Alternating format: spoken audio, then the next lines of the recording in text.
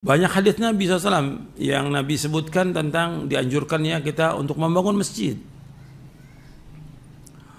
Dan tempat yang paling baik, yang paling dicintai Allah, itu masjid.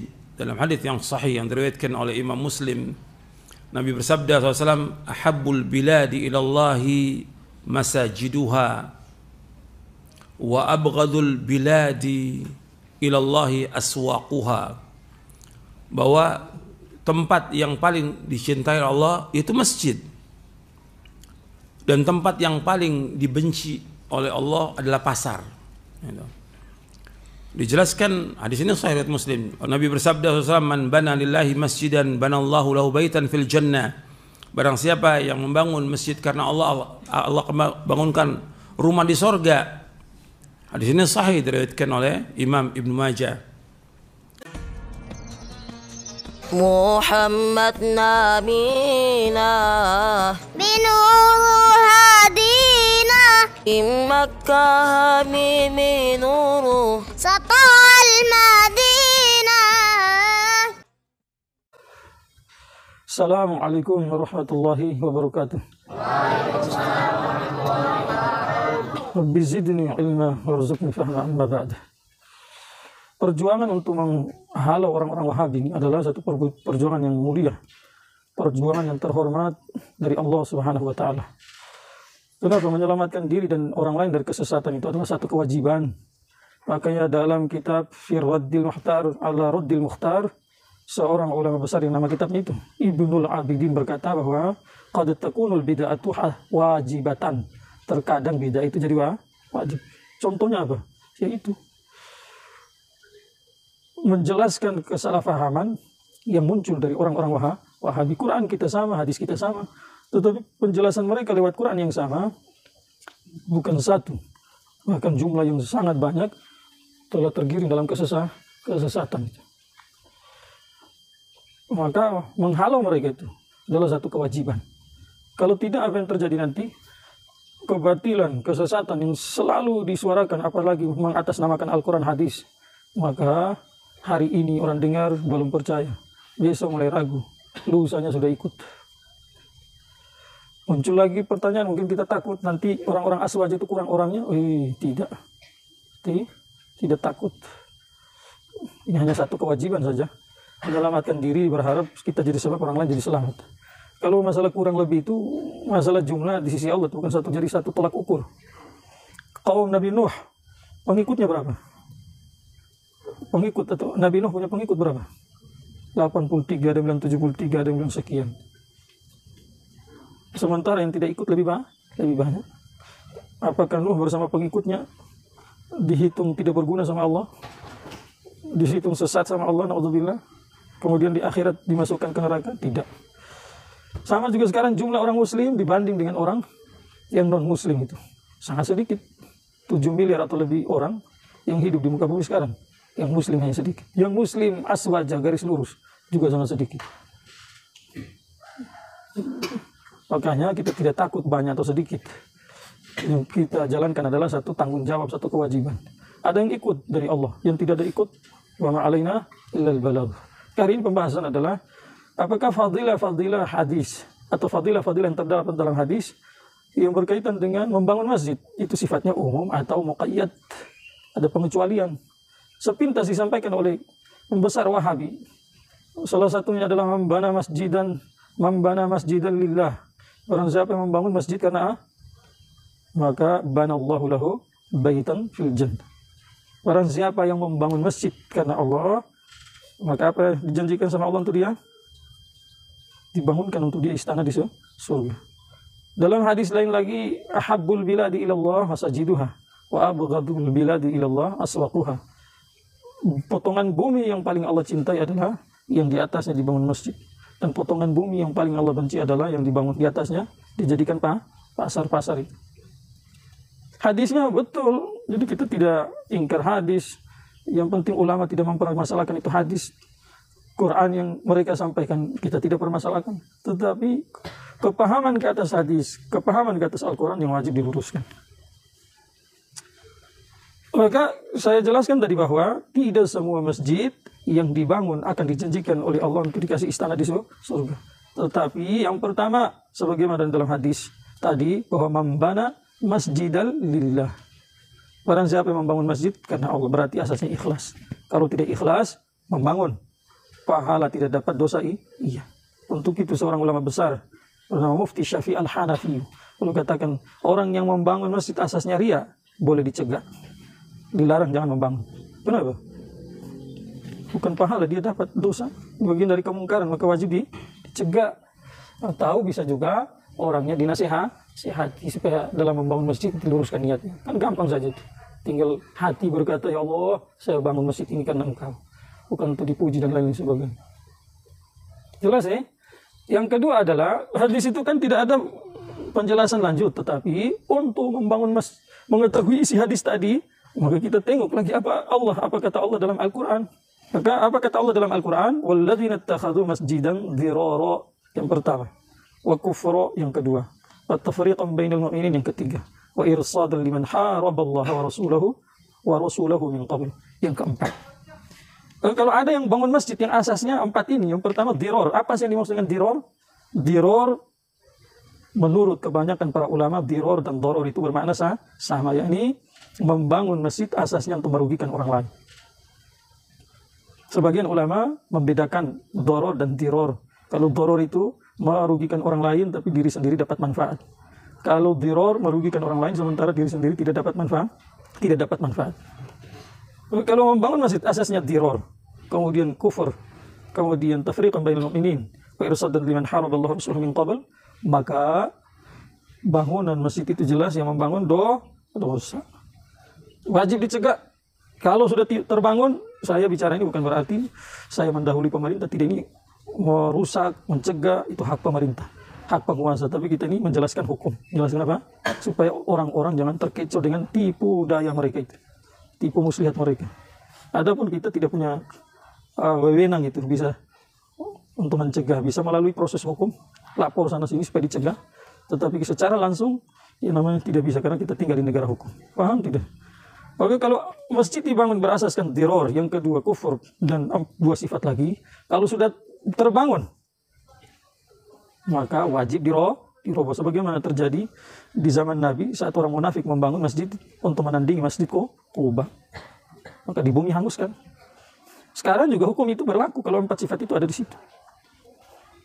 Tetapi kalau misalkan dari empat sifat tadi cuma satu saja, saya kasih contoh, tafriqan bainal mu'minin, maka juga kata Mufti Syafi'i rahmatullahi alaih, orang yang membangun masjid tujuannya untuk memecah belah umat, pahala tidak dapat, dosa dia dapat. Yang berikutnya, kalau awal membangun wajib dicegah karena itu kemungkaran.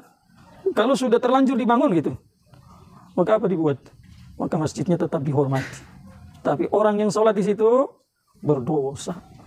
Kewajiban sholatnya sudah gugur, tapi dia dapat dosa itu. Sekarang kita uji, apakah masjid-masjid yang dibangun oleh orang-orang Wahabi masuk dalam kategori tafriqan bainal mu'minin atau tidak? Maka saya tanya, dan semua boleh memikirkan ini. Di satu kampung, di satu tempat, sudah ada masjid. Orang-orang Wahabi untuk menjalankan kajian yang dalamnya isinya itu menyesatkan, mensyirikan, mengkafirkan, membid'ahkan tanpa dasar yang mantul. Hanya lihat dari zahir-zahirnya saja langsung mensyirikan, yang menyebabkan umat Islam jadi pecah, satu sama yang lain tidak akur. Bahkan dalam rumah tangga juga begitu, dalam keluarga, orang tua dengan anak mensyirikan orang tua, naudzubillah min dzalik. Maka jelas-jelas masuk dalam tafriqan bainal mu'minin, walaupun tidak asasnya kufur, tidak asasnya irsad liman haraballaha wa rasulahu. Bahkan kemungkinan juga masuk dalam kata diror, merugikan orang Islam yang ikuti ulama-ulama yang punya stempel mujtahid, Imam Syafi'i, kita di Indonesia, kemudian di Pakistan Hanafi, di Tunis, di Maroko Maliki. Saya tidak tahu Hambali sekarang di mana.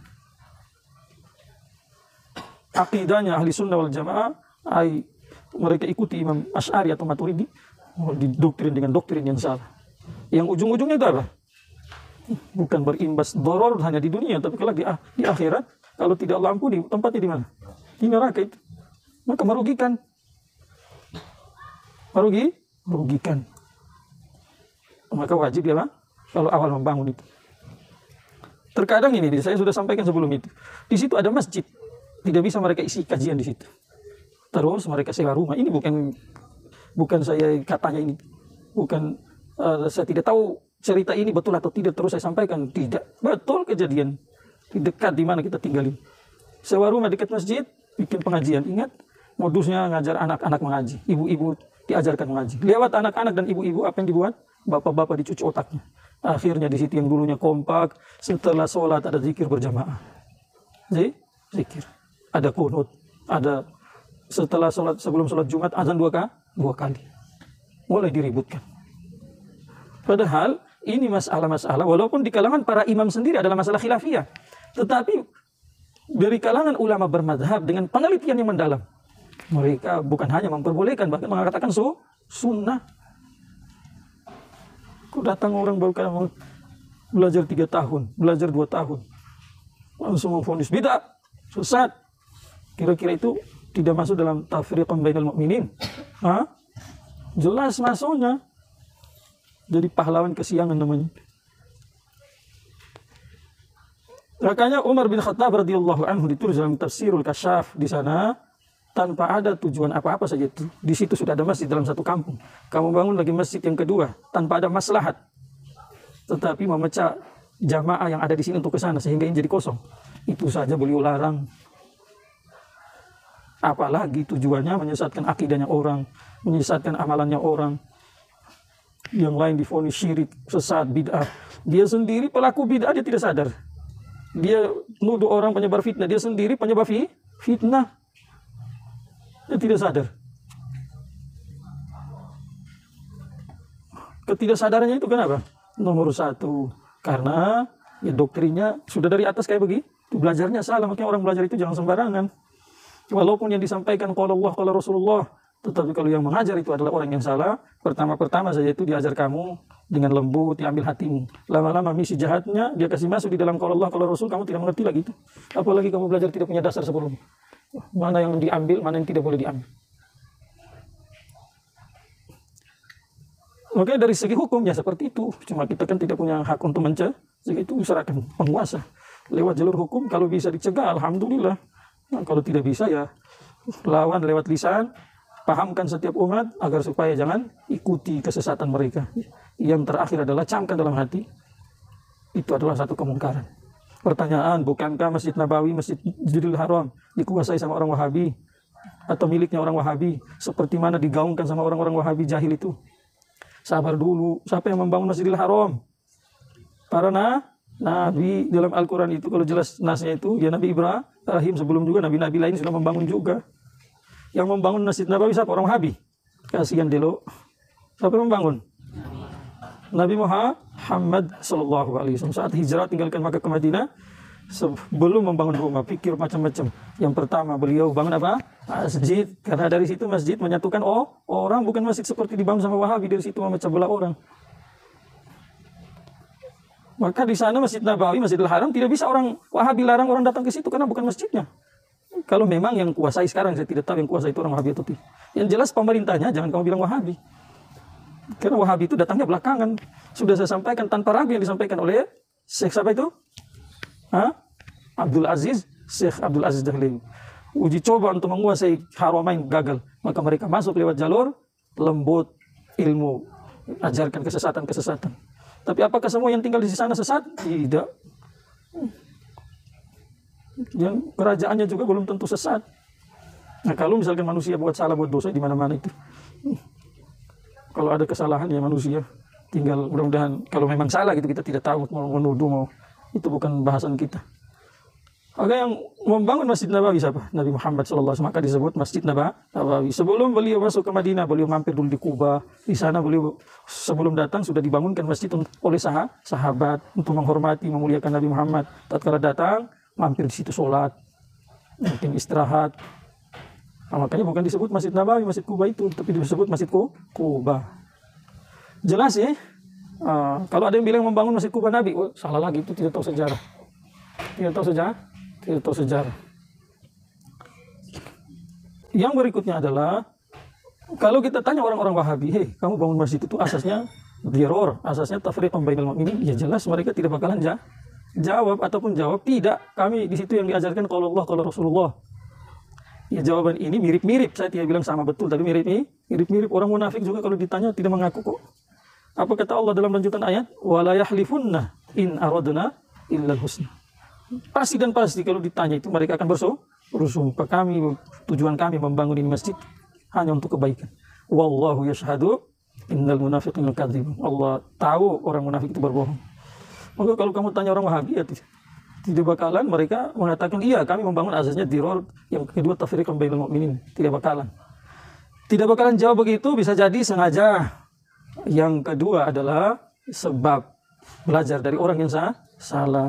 Awal-awal yang mencetus ini dia tahu bahwa aliran Wahabi ini adalah aliran sesat yang dimotori oleh seorang yang bernama Muhammad bin Abdul Wahab. Orang yang datang tahun 1200 diproklamirkan itu menyalahkan semua imam-imam sebelum Imam Syafi'i, Imam Ahmad bin Hanbal, Imam Malik, Imam Abu Hanifah, kemudian Imam Nawawi. Buku-bukunya dipakai, hadis-hadis Imam Bukhari dipakai, Imam Muslim dipakai. Yang rata-rata mereka ini bermazhab, atau setelah sudah banyak ilmunya, punya kapasitas untuk beristihad seperti Imam Bukhari. Menurut sebagian ulama beliau sudah jadi mujtahid mutlak, tetapi Imam Muslim sampai meninggal dunia Syafi'i. Imam Tirmidzi sampai meninggal dunia Syafi'i. Imam Abu Dawud sampai meninggal dunia Hambali. Imam Malik sampai meninggal dunia, beliau tetap jadi mujtahid mutlak, dan juga yang lain. Jadi tahu orang di atas, nanti yang di atas, yang di bawah, kemungkinan mereka tidak tahu tapi jadi korban.